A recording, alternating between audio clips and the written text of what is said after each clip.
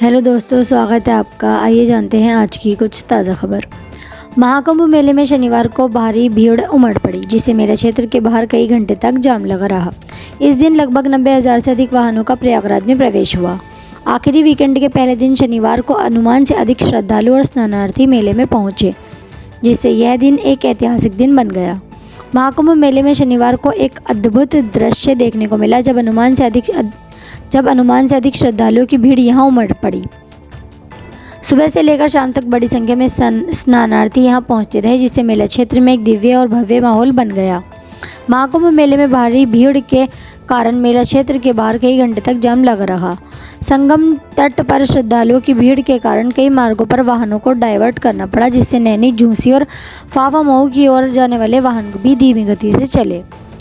महाकुंभ मेले में शनिवार को भारी भीड़ के कारण श्रद्धालुओं को कई किलोमीटर तक पैदल चलना पड़ा, जिससे उन्हें काफ़ी कठिनाई हुई। इस दिन लगभग 90,000 से अधिक वाहनों का प्रयागराज में प्रवेश हुआ।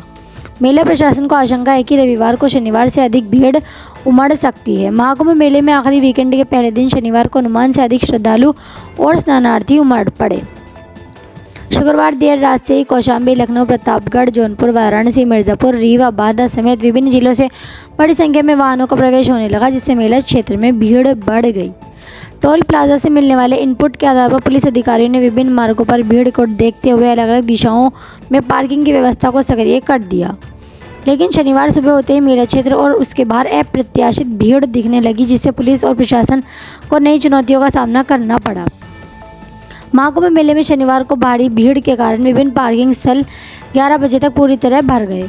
धूमनगंज के नेहरू पार्क, वायुसेना मैदान, नैनी के Rewa road, agriculture, Mahewa, Saraswati hitech city, Joshi के लालबाग, चीनी मिल, फाफा मऊ के बेला कचार और छोटा व बड़ा बखाड़ा पार्किंग स्थलों पर वाहनों की भीड़ उमड़ पड़ी।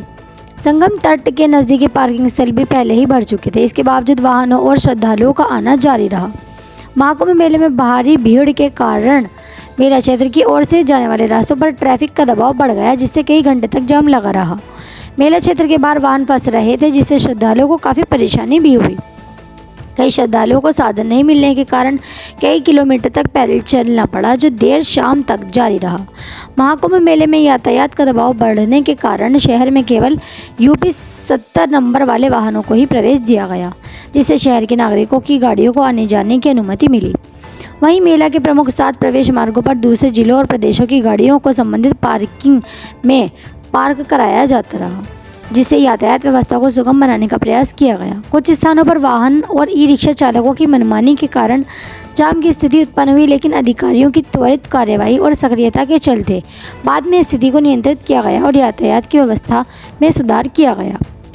वीकेंड के दूसरे दिन रविवार और उसके बाद महाशिवरात्रि पर उमड़ने वाली भीड़ को देखते हुए प्रयागराज प्रशासन ने सुरक्षा और यातायात व्यवस्था को मजबूत करने के लिए कदम उठाए हैं। इसके तहत प्रयागराज के 7 प्रवेश मार्गों पर 7 अधिकारियों की तैनाती की गई है, जो यातायात को सुगम बनाने और श्रद्धालुओं की सुरक्षा के लिए जिम्मेदार होंगे। प्रयागराज में यातायात को सुगम और सुरक्षित बनाने के लिए विशेष प्रबंध किए गए हैं। इसकी जिम्मेदारी 7 अधिकारियों को सौंपी गई है, जो शहर के 7 प्रवेश मार्गों पर तैनात रहेंगे। एडीजी ट्रैफिक द्वारा दूसरे जनपदों से भीड़ का इनपुट लेकर अन्य अधिकारियों के साथ मिलकर व्यवस्था को बेहतर बनाने का प्रयास किया जाएगा। महाकुंभ मेला क्षेत्र के बाहर और बीते शनिवार को बड़ी संख्या में श्रद्धालु बाइक और स्कूटी से पहुंचे। वाराणसी में आई अधिवक्ता शीतल पाठक ने बताया कि रास्ते में जाम लगने के कारण उन्होंने परिवार के साथ स्कूटी से संगम स्नान करने का फैसला किया, जिससे वे समय पर स्नान कर सकें। किसानों और सरकार के बीच छठे चरण की बातचीत भी बेनतीजा रही। दोनों पक्षों के बातचीत के बाद कोई हल नहीं निकल सका। इससे पहले 12 और 15 फरवरी को भी बातचीत भी बेनतीजा रही थी। अब सभी की नज़रें अगली बैठक पर हैं, जिसकी तारीख अभी तक तय नहीं हुई है। किसानों और केंद्र सरकार के बीच छठे चरण की वार्ता बेनतीजा रही, जिसमें न्यूनतम समर्थन मूल्य MSP पर सभी फसलों की खरीद की गारंटी को लेकर गतिरोध बना हुआ है। किसानों ने अपनी मांग को पूरा करने योग्य बताने के लिए डेटा प्रस्तुत किया, लेकिन सरकार का कहना है कि डेटा मेल नहीं खा रहा है। इस गतिरोध के बीच अगली बैठक 19 मार्च को चंडीगढ़ में होगी। संयुक्त किसान मोर्चा गैर राजनीतिक की केंद्रीय कृषि मंत्री शिवराज सिंह चौहान, खाद्य एवं आपूर्ति मंत्री प्रहलाद जोशी और वाणिज्य मंत्री पीयूष गोयल के साथ हुए छठे दौर की बातचीत भी बेनतीजा रही। किसानों की मांगों पर कोई सहमति नहीं बन पाई। अगले दौर की बातचीत 19 मार्च को चंडीगढ़ में होगी। आज की बैठक में किसानों ने न्यूनतम समर्थन मूल्य एमएसपी पर सभी फसलों को खरीदने की गारंटी देने की मांग दोहराई। उन्होंने अपनी मांग को पूरा करने योग्य बताने के लिए डेटा भी प्रस्तुत किया। हालांकि केंद्रीय मंत्रियों का कहना है कि उनका यह डेटा किसानों के डेटा से मेल नहीं खा रहा है, जिससे इस मुद्दे पर कोई सहमति नहीं बन पाई है। केंद्रीय मंत्रियों ने किसानों से डेटा का स्रोत बताने को कहा है, जो उन्होंने 2 दिन में भारत सरकार को देने की बात कही है। इसके बाद अगली बैठक में इस पर चर्चा करने का फैसला लिया गया है। यह फैसला किसानों और सरकार के बीच छठे दौर की वार्ता में लिया गया है, जो कि बेनतीजा रही। किसानों और सरकार के बीच अगली बैठक की तारीख तय करने को लेकर सहमति नहीं बन पाई थी। केंद्रीय मंत्री 22 मार्च को बैठक रखना चाहते थे, लेकिन किसान इसके लिए तैयार नहीं थे। लंबी चर्चा के बाद अंततः 19 मार्च को बैठक करने का फैसला लिया गया। केंद्रीय मंत्री शिवराज सिंह चौहान ने कहा कि बैठक में किसानों और सरकार के बीच भावपूर्ण माहौल में चर्चा हुई। उन्होंने कहा कि मोदी सरकार के लिए किसानों का कल्याण सर्वोपरि है। किसान संगठनों ने अपनी प्राथमिकताएं रखी और दोनों पक्षों ने अपनी अपनी बातें रखी। यह चर्चा आगे भी जारी रहेगी। अगली बैठक 19 मार्च को होगी। पंजाब के वित्त मंत्री हरपाल सिंह चीमा ने कहा है कि किसानों और सरकार के बीच एक सद्भावपूर्ण माहौल में हुई। इस बैठक में किसान संगठन ने एमएसपी की लीगल गारंटी को लेकर अपना पक्ष रखा, जो कि उनकी मुख्य मांगों में से एक है। किसान ने सभी फसलों को न्यूनतम समर्थन मूल्य एमएसपी पर खरीदने के लिए आंकड़े प्रस्तुत किए, लेकिन केंद्रीय मंत्री ने सवाल उठाया कि इन आंकड़ों का स्रोत क्या है। मंत्री ने बताया कि दोनों पक्षों के आंकड़ों का कोई मेल नहीं बन पा रहा है, जिससे इस मुद्दे पर सहमति भी नहीं बन पाई है। किसानों ने सरकार को 2 दिन के भीतर डेटा सौंपने का वादा किया है। उन्हें उम्मीद है कि अगली बैठक में कोई ना कोई समाधान जरूर निकलेगा। पंजाब के वित्त मंत्री हरपाल सिंह चीमा ने कहा है कि सभी किसानों को न्यूनतम समर्थन मूल्य एमएसपी पर लीगल गारंटी की मांग रखी है। उन्होंने यह भी कहा है कि केंद्र सरकार ने 35% फसल को एमएसपी पर खरीदने का प्रस्ताव नहीं दिया है, जैसा कि पहले बताया गया था। किसान संगठनों ने एमएसपी की लीगल गारंटी को लेकर अपना पक्ष रखा, जो कि उनकी मुख्य मांगों में से एक है। हिमाचल प्रदेश में भाजपा को जल्दी नया अध्यक्ष मिल सकता है। 25 फरवरी को इस पद के लिए नामांकन की प्रक्रिया पूरी होने की उम्मीद है। अध्यक्ष पद के लिए कई नामों पर मंथन चल रहा है, लेकिन अभी तक कोई आधिकारिक घोषणा नहीं हुई है। हिमाचल प्रदेश भाजपा को जल्दी नया अध्यक्ष मिलने की उम्मीद जताई जा रही है। पार्टी ने नए अध्यक्ष के नाम पर अपनी सहमति भी दे दी है। केंद्रीय मंत्री डॉक्टर जितेंद्र सिंह और हिमाचल भाजपा प्रभारी श्रीकांत शर्मा के हिमाचल पहुंचने के बाद नए अध्यक्ष के नाम की घोषणा कभी भी हो सकती है। यदि जयराम ठाकुर को अध्यक्ष बनाया जाता है तो नए नेता प्रतिपक्ष का नाम भी घोषित किया जाएगा। हिमाचल प्रदेश में भारतीय जनता पार्टी को जल्दी नया अध्यक्ष मिलने की संभावना जताई जा रही है। पार्टी ने नए नेता अध्यक्ष के नाम पर भी अपनी सहमति दे दी है, लेकिन अभी तक इसकी आधिकारिक घोषणा नहीं हो पाई है। वर्तमान में राजीव बिंदल हिमाचल प्रदेश भाजपा के अध्यक्ष हैं। आज की भाजपा में चौंकाने वाले फैसले आना आम बात हो गई है। इस बीच देश के रक्षा मंत्री राजनाथ सिंह मंडी आईआईटी के 16वें स्थापना दिवस समारोह में मुख्य अतिथि के रूप में शिरकत करने वाले हैं। इस दौरान भाजपा के राज्य स्तरीय सभी नेता प्रदेश में मौजूद रहेंगे, जो कि एक महत्वपूर्ण राजनीतिक घटना हो सकती है। राजनाथ सिंह के कार्यक्रम के बाद शिमला या मंडी में भाजपा के पदाधिकारियों की एक महत्वपूर्ण बैठक होने की संभावना बताई जा रही है। इस बैठक में हिमाचल प्रदेश भाजपा के अध्यक्ष के नाम की घोषणा भी की जा सकती है। यह बैठक राजनाथ सिंह के मंडी आईआईटी में होने वाले कार्यक्रम के बाद आयोजित की जाएगी। नेता प्रतिपक्ष जयराम ठाकुर को यदि पार्टी का नया अध्यक्ष बनाया जाता है तो राज्य में नए नेता प्रतिपक्ष का नाम भी भाजपा की ओर से घोषित किया जाना है। इस पद के लिए कई नेताओं के नाम चर्चा में हो सकते हैं, लेकिन अभी तक कोई आधिकारिक घोषणा नहीं हो पाई है। यह देखना दिलचस्प होगा कि भाजपा नेता प्रतिपक्ष की जिम्मेदारी किसे सौंपती है। भाजपा अध्यक्ष के साथ राजपूत विधायक के साथ ब्राह्मण या अनुसूचित जाति के विधायक को नेता प्रतिपक्ष बनाया जा सकता है। हालांकि यह फैसला पार्टी हाईकमान पर निर्भर करता है। विधायक अपने जातीय और क्षेत्रीय समीकरणों के आधार पर अपने दावे पेश कर रहे हैं। हिमाचल प्रदेश भाजपा में बड़ा बदलाव होने की संभावना है, क्योंकि पार्टी सूत्रों के अनुसार जयराम ठाकुर का प्रदेश अध्यक्ष बनना लगभग तय है। उनके नाम पर मोहर लग गई है और अब सिर्फ औपचारिक घोषणा ही बाकी रह गई है। इससे पहले मौजूदा प्रदेश अध्यक्ष डॉक्टर राजीव बिंदल का नाम अध्यक्ष पद की दौड़ में शामिल था।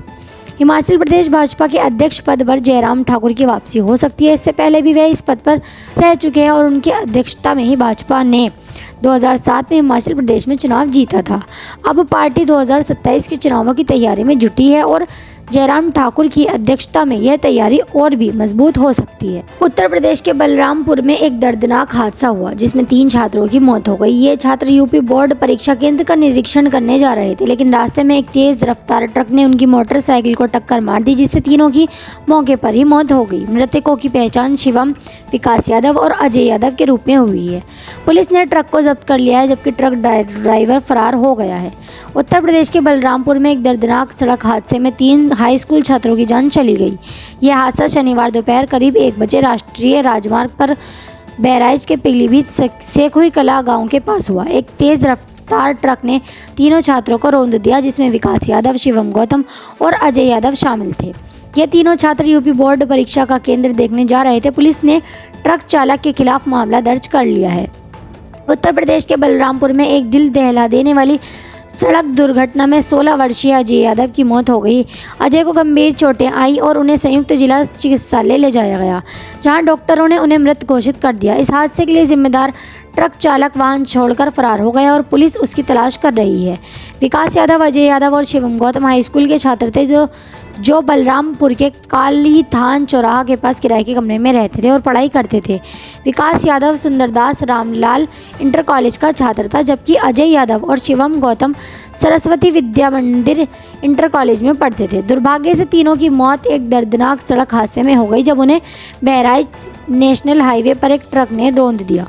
विकास यादव के स्कूल का परीक्षा केंद्र बलरामपुर के बालिका इंटर कॉलेज में बनाया गया था, जबकि शिवम और अजय के स्कूल का परीक्षा केंद्र हरिहरगंज के पार्वती देवी इंटर कॉलेज में था। तीनों छात्र अपने परीक्षा केंद्रों का निरीक्षण करने जा रहे थे जब उन्हें एक दर्दनाक सड़क हादसे में अपनी जान से हाथ धोने पड़े। उत्तर प्रदेश में 24 फरवरी से यूपी बोर्ड की परीक्षाएं शुरू होने वाली हैं। शनिवार की दोपहर शिवम और अजय अपने परीक्षा केंद्र का निरीक्षण करने जा रहे थे, लेकिन बाइक पर हरिहरगंज की ओर निकले थे, लेकिन दुर्भाग्य से रास्ते में एक दर्दनाक सड़क हादसा हुआ जिसमें तीनों की जान चली गई। राष्ट्रीय राजमार्ग पर बहराइच की ओर से आ रहे एक तेज रफ्तार ट्रक ने शिवम, अजय और विकास की बाइक को जोरदार टक्कर मार दी। ओवर स्पीड में चल रहे ट्रक के कारण बाइक अनियंत्रित होकर ट्रक में जा घुसी। इस दर्दनाक हादसे में विकास यादव और शिवम गौतम की घटनास्थल पर ही मौत हो गई थी, जबकि अजय यादव भी गंभीर रूप से घायल हो गया था, जिसे अस्पताल में ले जाया गया और उसने अस्पताल में ही दम तोड़ दिया। हादसे में गंभीर रूप से घायल अजय यादव की हालत बहुत खराब थी। उनके हाथ पैर कांप रहे थे। स्थानीय लोगों ने उनकी मदद की और उन्हें संयुक्त जिला चिकित्सालय ले जाया गया, जहां डॉक्टरों ने उन्हें मृत घोषित कर दिया। इस तरह दर्दनाक हादसे में तीनों छात्रों की जान चली गई। प्रभारी निरीक्षक देहात कोतवाली दुर्गेश कुमार सिंह ने बताया कि हादसे के बाद ट्रक चालक वाहन छोड़कर फरार हो गया। पुलिस ने ट्रक को अपने कब्जे में लेकर थाने में खड़ा किया है और आरोपी चालक के खिलाफ विधिक कार्यवाही की जा रही है। भारत और जापान की सेनाएं मिलकर एक बड़े सैन्य अभ्यास की तैयारी कर रही हैं। यह अभ्यास 24 फरवरी से शुरू होगा और इसका मकसद क्षेत्रीय सुरक्षा, शांति और स्थिरता को बढ़ावा देना है। इस अभ्यास को धर्म गार्डियन नाम दिया गया है और यह भारत और जापान के बीच सैन्य सहयोग को मजबूत करने का एक महत्वपूर्ण कदम है। भारत और जापान की सेनाएं 24 फरवरी से 9 मार्च तक जापान के पूर्वी फौजी युद्धाभ्यास प्रशिक्षण क्षेत्र में संयुक्त सैन्य अभ्यास में भाग लेने के लिए तैयार हैं।